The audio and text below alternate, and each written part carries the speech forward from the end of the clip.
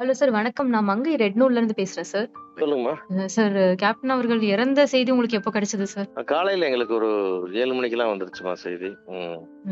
Sir எல்லா நடிகர்கள் கிட்ட சக நடிகர்கள் கிட்ட பேசுறப்போ அவங்க வந்துட்டு நல்ல நடிகர், நல்ல மனிதர் அப்படி எல்லாமே சொன்னாலும் இருந்தாலும் உங்களுக்கும் அவருக்குமான நெருக்கம் வந்து ரொம்ப நீண்ட கால தொடர்பு ஆமா, அப்படின்னு ஆமா. சொல்லலாம் சார். நீங்க தொடர்ந்து அவரோட படம் பண்ணது வந்துட்டு அதெல்லாம் மறக்கவே முடியாது சார் யாராலையும். சோ இப்ப அவர் நல்ல மனிதரா எங்க எல்லாருக்கும் இந்த இளைய தலைமுறைக்கு தெரியும். ஆனா அவரு இளைஞரா இருந்தப்பவே உங்களுக்கு அவரை தெரியும். சோ அத பத்தி சொல்லுங்க சார் கொஞ்சம். ஆக்சுவலா அவருடைய எனக்கும் அவருக்குமான நட்பு ஒரு 42 வருஷமான நட்பு. ஏன்னா சினிமாக்குள்ள உள்ள வரும்பொழுதே நான் விஜயகாந்த் சார் வச்சு தான் உள்ள வந்தேன். என்னுடைய முதல் படமே அவர் தான் ஹீரோ, சொல்வதெல்லாம் உண்மைன்ற படத்துல. ஆமாங்க சார். அதுக்கப்புறம் அவருடைய நிறுவனத்திலேயே ஒரு கம்பெனிலேயே ஒரு ஒன் ஆஃப் த பார்ட்னர் ஆகி நான் பூந்தோட்ட காவல்காரன்ல இருந்து நிறைய படங்கள் பண்ணேன். ஒரு அம்மா கிரியேஷன்ல அவர் வச்சு மரியாதைன்னு படம் பண்ணேன். இப்படி நிறைய நட்பு, நிறைய பழக்கம். அவரோட அந்த ஒரு கூரைக்கு கீழே ஒரு 10 பேர் படுத்தவங்க அவர் கூட நானும் ஒரு ஆளா இருந்து அவர் கூட 10-15 வருஷம் ஒன்னாவே இருந்தேன் நான். அதனால அவரை பத்தி முழுக்க நூக்கன் கார்னர் அந்த மனிதனை பத்தி நமக்கு முழுசா தெரியும். ஏன்னா மனித பிறவியிலேயே மிக சிறந்த மனிதனா ஒருத்தர் பிறந்தாருன்னா அது கண்டிப்பா என்னுடைய கேப்டன் விஜயகாந்த் அவர்கள் தான். அவர் மாதிரி ஒரு மனிதரை பார்க்கறது அவ்வளவு கஷ்டம். அவர்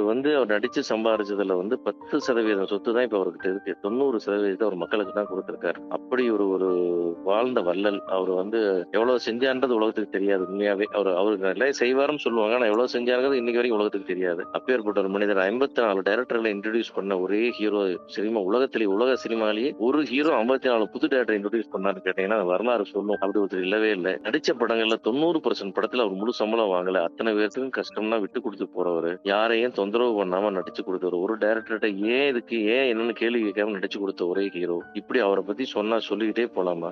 எந்த ஷூட்டிங் ஸ்பாட்ல பிரச்சனை வந்தாலும் அத்தனைக்கு முன்னின்று தனியாளா சமாளிச்சவர். அவர் எல்லா படத்துலயும் நடிக்கிறதா பேருக்கு தான் ஹீரோ. ஆனா வேலையெல்லாம் ப்ரொடக்ஷன் மேனேஜர் மாதிரி செய்வாரு. ஏன் லேட்டு, எங்க லேட்டு, என்ன பிரச்சனை, ஏன் செலவு, இப்படி யாரோ படத்துக்கு போய் போந்தாங்க வேலை பார்த்துக்கிட்டே நடிப்பாரு அவரு. இப்படி கண்ணும் கருத்துமா நம்ம வச்சு படம் எடுக்கிறவங்களுக்கு லாபம் வரணும், நம்ம ப்ரொடியூசர் நல்லா இருக்குன்னு நினைப்பாரு. கூட நடிக்கிறவங்களுக்கு நிறைய சீன் கொடுக்கணும்னு நினைப்பாரு. அவங்க சீன் எல்லாம் குறைக்காதீங்க, சின்ன பையன் வளரட்டும்னு சொல்லிட்டு செந்தூர் போல ராம்கிக்கு ஆகட்டும், செந்தூர பாண்டியில அங்க விஜய்க்காகட்டும், சூர்யாக்காகட்டும் எல்லாத்துக்கும் நிறைய பண்ண சொல்லி அவங்க எல்லாம் வளரணும்னு இருந்து வழி கொடுத்து நின்னவர் அவரு. இந்த மாதிரிலாம் நீங்க ஒரு மனிதனை, நடிகனை, ஒரு அரசியல் தலைவரை இனி ஒரு முறை உலகம் பார்க்க போவதே இல்லை. இந்த ஜெனரேஷன், அந்த மைண்ட் செட், அந்த மாதிரி மனிதர்கள், அந்த ரத்தம் எல்லாமே இந்த உலகத்தை விட்டு போயிருச்சு. கடைசியா இருந்த விஜயகாந்த் சார் நம்ம விட்டு போயிட்டார். அவர் இறைவனடி சேரவில்லை, இறைவனோட போய் சேர்ந்துட்டார். நிச்சயமா, நிச்சயமா சார். அந்த ஒரு தலைவருக்கான குணம் அப்படின்றது இப்போ அவர் அரசியல் கட்சி ஆரம்பிச்சதுக்கு அப்புறம் பல பேர் பார்த்தாங்க. ஆனா நீங்க அதை எப்ப நோட்டீஸ் பண்ணீங்க சார்? தலைவன் சார், நீங்க ஒண்ணுமே இல்லைங்க. சாதாரணமா இருக்கும்போது கூட அப்பெல்லாம் சில கிராமங்கள்ல படப்பிடி நடந்தபோது சின்ன சின்ன லோக்கல் கலாட்டா வந்துடும், ஏதோ ஒரு பிரச்சனை வந்துடும். அப்பெல்லாம் கும்பலா ஏதோ பிரச்சனை வரும், நடிகைகளை பார்க்க தொந்தரவு வந்துடும். இது மாதிரி நிறைய எல்லா இடத்துலயும் 1000 பேர் வந்தாலும் வேட்டியை மடிச்சு கட்டிட்டு உள்ள இறங்கி ஒரு மிரட்டினார்னா 1000 பேர் அடங்கி நிற்பான். அப்படியே அத்தனை வண்டியை அமைச்சு, அத்தனை ஆர்டிஸ்ட் அமைச்சு, யூனிட் எல்லாம் அமைச்சு, கடைசி காரா அவர் ஏறி வருவார். அந்த நெஞ்சுரம் இயற்கையான வீரன். இந்த சினிமா ஹீரோ இல்ல, ஒரு நிஜமான ஹீரோ. அத்தனை பேரையும் சமாளிச்சவர், யாரையுமே இல்ல.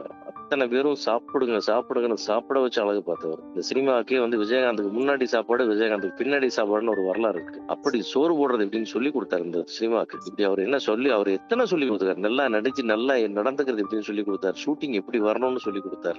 24 மணி நேரம் நீ ஷூட்டிங் எடுத்தாலும் நடிச்ச ஒரே நடிகன். ஏவிஎம்மோட மாநகர காவலர்கள் 62 மணி நேரம் நான் ஸ்டாப்பா நடிச்சு கொடுத்தாரு டெல்லியில போய். ஏன்னா அங்க ப்ரொடக்ஷன்ல பிரச்சனை, பர்மிஷன்ல இந்த 3 நாளைக்கு தான் பர்மிஷன் இருக்கு. 3 நாள் இவ்வளவு சீனை முடிச்சானு சொல்லும்போது 3 நாள் அப்படியே எடுப்போம்னு சொல்லிட்டு அந்த பீரியட்ல கேரவன் இல்ல, ஒண்ணு இல்ல. ஆனா ரோட்டில் நின்றுட்டு கார்ல பெஞ்ச்ல அப்படியே 3 நாள் 62 ஹவர்ஸ் நடிச்சு கொடுத்தது. இந்த வரலாறுலாம் உலகத்திலேயே இருக்காது எங்க எடுத்து பாத்தீங்கன்னா. அதனால அவர் பெருமையை சொன்னா சொல்லிக்கிட்டே போலாம். இன்னைக்கு இவ்வளவுதான் முடியுது, மனசுல இருக்கு.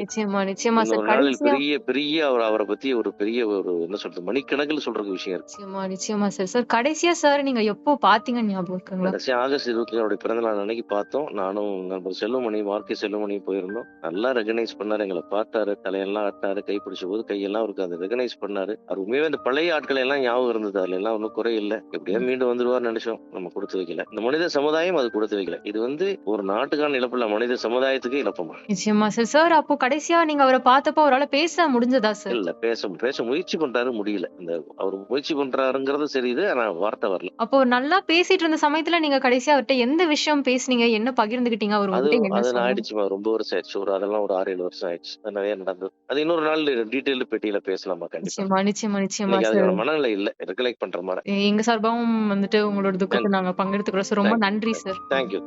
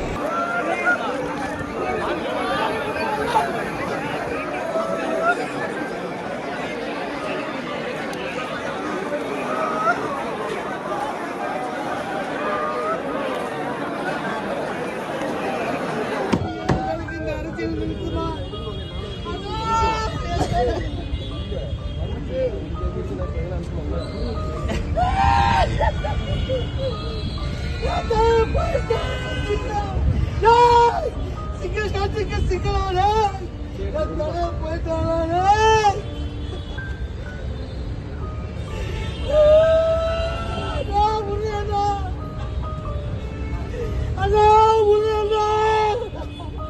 நம்ம தலைவர்களா விட்டா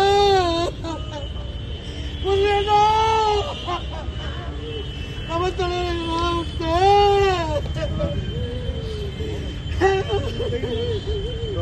தலைவர்களா விட்டா